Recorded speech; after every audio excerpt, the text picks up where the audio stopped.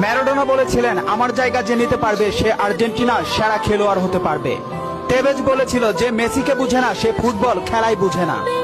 ব্রাজিলের পেলে বলেছিল, মেসিকে কখনোই খারাপ খেলতে দেখিনি, সে সব সময় একই ধারে খেলে আসছে।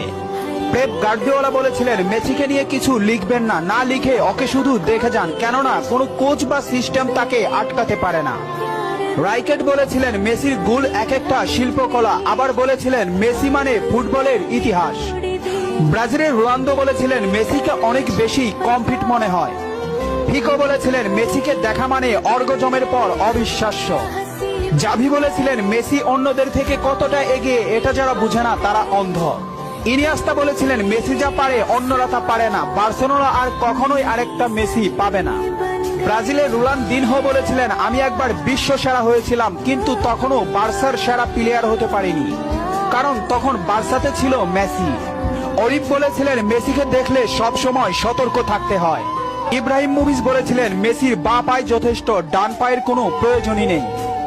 খুলিদ বলেছিলেন, মেসিকে দেখতে পাচ্ছি বলে আমরা ভাগ্যবান, কারণ মেসি ফুটবলের সৌন্দর্য।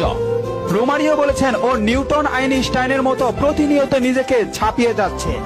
আরজি বলেছেন, লিওনেল মেসি বাস্তবে এত নম্র ও ভদ্র, অথচ মাঠে সে একটা আগুনের গোলা।